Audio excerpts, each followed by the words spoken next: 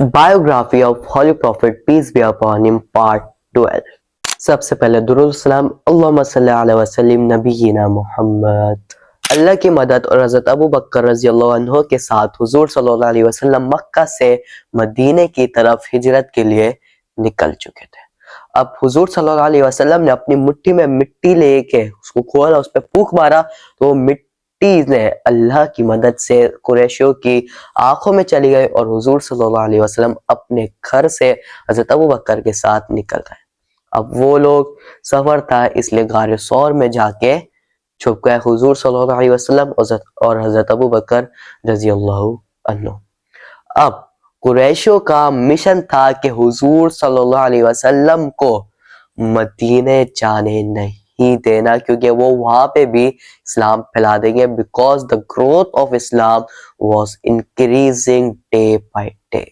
अब कुरैशियों ने अपने कमांडर्स, अपने सोल्जर्स, अपने लड़ाई वाले बंदों को भेज दिया था हुजूर सल्लल्लाहु अलैहि वसल्लम को पकड़ने के लिए। अब क्या वो पकड़ पाए या नहीं? हुजूर सल्लल्लाहु अलैहि वसल्लम मदीना तक हिजरत करते हुए कितनी मुश्किलात आई, वो सब मैं आप लोगों को आज के वीडियो में बताऊंगा। तो शुरू करते हैं वीडियो को अल्लाह के नाम से। अब हुजूर सल्लल्लाहु अलैहि वसल्लम और हज़रत अबू बकर रज़ियल्लाहु अन्हु गारे सौर में पहुंच चुके थे। अब हुजूर सल्लल्लाहु अलैहि वसल्लम के गारे सौर में अंदर जाने से पहले हज़रत अबू बकर गारे सौर के अंदर गए और वहां की सफाई करी, क्योंकि गार थी, कोई नहीं जाता था, इसलिए उन्होंने उसकी सबसे पहले जाके सफाई की। और वहां पे कुछ सुराख थे जहां से डसने वाले जानवरों के आने का डर था, तो उन्होंने अपने कपड़ों के, हज़रत अबू बकर ने अपने कपड़े के टुकड़ों से उन सुराखों को ढका और 2 सुराख बाकी रह गए थे जिनको ढकना मुश्किल था। तो उन्होंने, हज़रत अबू बकर ने अपना पाँव उस 2 सुराखों पे रख दिया।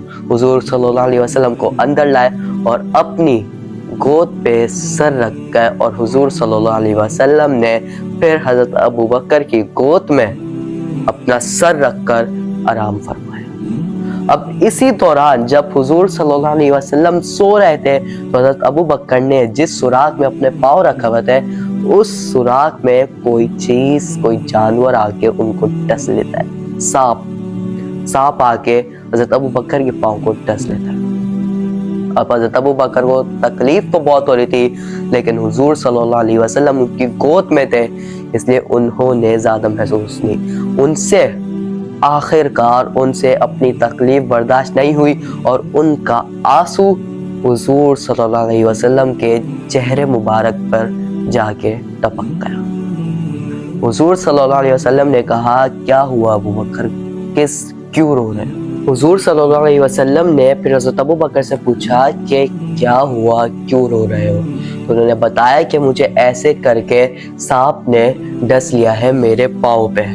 तो हुजूर सल्लल्लाहु अलैहि वसल्लम ने उनकी तकलीफ को आराम देने के लिए अपना थूक मुबारक उनकी तकलीफ वाली जगह पे लगाया। हज़रत अबू बकर रज़ियल्लाहु अन्हु के बेटे अब्दुल्ला भी रात को मक्का के कुरैशियों की साजिशें जो वो कर रहे हैं वो आके उनको गारे सौर में बताते और सुबह वापसी चले जाते, ताकि मक्का वालों को शक नहीं हो कि ये रात में कहाँ जाते हैं और सुबह भी नहीं आते। तो इसलिए वो रात में सारी बातें बताकर सुबह वापसी चले जाते। पैगन्स ऑफ मक्का अब हुजूर सल्लल्लाहु अलैहि वसल्लम और अबू बकर रज़ियल्लाहु अन्हु को ढूंढते ढूंढते गारे सौर के पास तक पहुंच चुके थे। अब हज़रत अबू बकर रज़ियल्लाहु अन्हु बहुत डर गए थे, तो हुजूर सल्लल्लाहु अलैहि वसल्लम ने उनसे कहा, हज़रत अबू बकर रज़ियल्लाहु अन्हु से कहा कि ये कुरैशी उन 2 का क्या बिगाड़ सकते हैं जिनके साथ तीसरा अल्लाह है।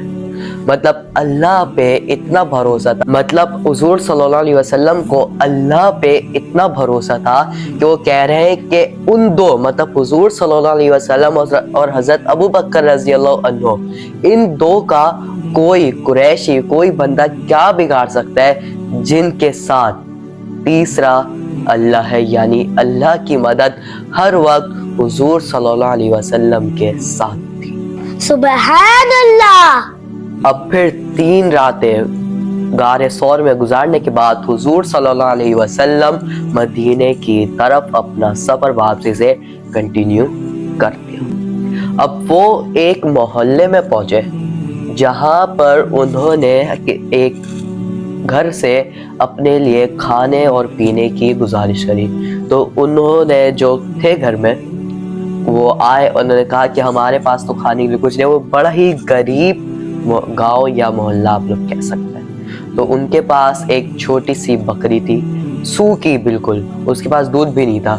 تو حضور صلی اللہ علیہ وسلم نے اس بکری کے اوپر اپنا ایسے کر کے ہاتھ پھیرا تو اس بکری کے اندر دودھ اور تازہ گوشت آ چکا تھا۔ اب حضور صلی اللہ علیہ وسلم اپنے اونٹ پہ حضرت ابو بکر رضی اللہ عنہ کے ساتھ مدینے پہنچ گئے تھے۔ لوگوں کو پہلے سے خبر تھی کہ حضور صلی اللہ علیہ وسلم آ رہے ہیں۔ کچھ لوگ اپنی گھر کی چھتوں سے دیکھ رہے ہیں، کوئی کھجور کے درخت کے اوپر چڑھ کے دیکھ رہے ہیں کہ حضور صلی اللہ علیہ وسلم مدینے پہ آ رہے ہیں۔ آپ سوچیں وہ کیا منظر ہوگا کہ حضور صلی اللہ علیہ وسلم، ہم سب کی چاہت، ہمارے آخری نبی، اللہ کے آخری رسول مدینہ میں تشریف لا رہے ہیں اور لوگ ان کا استقبال کر رہے ہیں، ڈف بجا رہے ہیں اور ان کا استقبال کر رہے ہیں۔ سارے مسلمان صف بنا کے کھڑے ہو گئے تھے اور حضور صلی اللہ علیہ وسلم کا استقبال کرا۔ اب جیسے حضور صلی اللہ علیہ وسلم مدینہ المنورہ میں تشریف لائے تو اب تھا کہ کدھر رکیں گے۔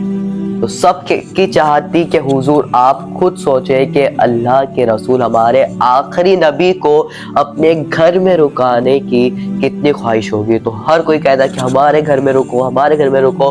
تو حضور صلی اللہ علیہ وسلم نے اپنا یہ فیصلہ اپنی اونٹنی پہ چھوڑ دیا۔